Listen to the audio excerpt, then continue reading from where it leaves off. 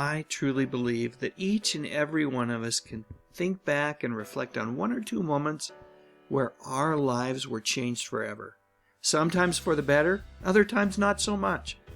That certainly is the case with actor Kent McCord. If you give me a few minutes, I'll share the exact moment that his life was changed forever for the better. But first, let me introduce myself. Hi folks, my name is Dave Sundstrom, and I like to think of myself as something of a pop culture historian, especially when it comes to music, movies, and television. Simply put, I love talking about this stuff. So with that said, let's get rolling. Debuting in 1968, Adam-12 was a police drama that followed Los Angeles Police Department officers Pete Malloy and Jim Reed as they kept a watchful eye on the streets of Los Angeles in their patrol unit 1 Adam-12. The series was co-created by Jack Webb along with Robert Sinider and attempted to realistically capture a typical day in the life of police officers. That brunette's not just out for a joyride. She's pulling away. Yeah, I see her. Let's get her. Adam-12 taught police drama. Malloy, Reed live it and work it. They're pros and they're friends. When the action explodes into the streets, they're there. On patrol and on the scene. Be with Adam-12. Growing up in the early 70s, I was fortunate enough to catch the final few seasons of the show while it was still in prime time on NBC, and then, of course, I watched reruns of the show after school whenever I could. I distinctly remember kids bringing this lunchbox to school. I've got to say that the artwork was great, and you can really make out Kent and his co-star Martin Milner. I also loved the Gold Key comic book, but I've got to say that the artwork varied. Sometimes it was pretty good, but other times the characters looked nothing like the actors that played them on TV. I know, you're thinking, when is this guy actually going to talk about Kent McCord? How about right now? Kent grew up in California and was an excellent athlete, so much so, in fact, that he was able to play competitively in college. It was around this same time that Kent was invited to play a friendly game of touch football with a bunch of fellers from the area. At the time, Kent wasn't exactly sure who would be there, but when he arrived, he realized that this was no ordinary game. You see, Kent was asked to play on this guy's team, and if you're a fan of the golden age of TV or early rock and roll music, you might recognize him. His name is Ricky Nelson, and on the other team was an even more famous singer. You see, the captain of the opposing team was none other than Ricky Nelson's friend, Elvis Presley. Truthfully, this whole story just boggles my mind.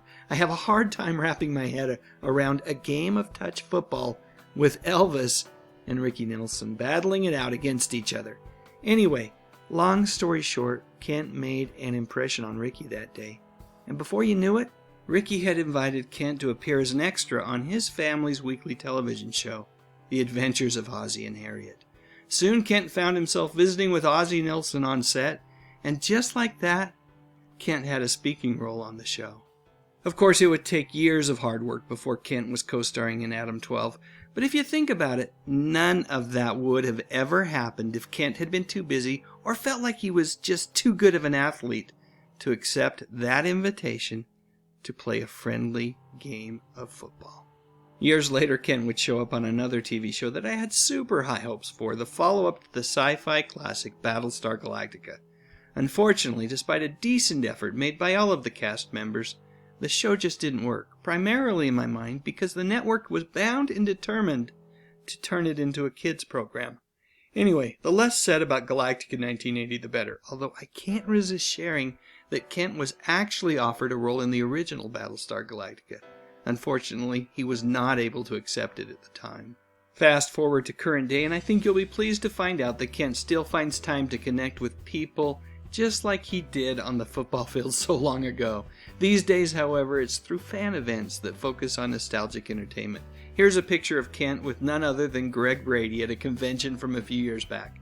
Speaking of Greg Brady, here's that little something extra that I promised I'd share because you made it all the way to the end of this video. What are we drinking, my lords? We're looking over an orange soda, the Shasta that we adore. You really should try it, the flavor's just right. Orange soda, just one of 14 great Shasta flavors. Oh, you're looking over an orange soda, the the Shasta, the deep South Shore. You're looking over an orange soda, the Shasta, the Beat.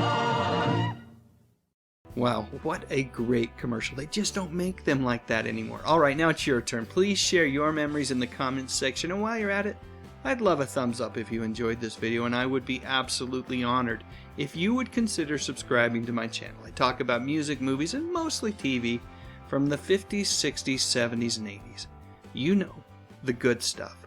But most importantly, and as always, thank you so much for watching.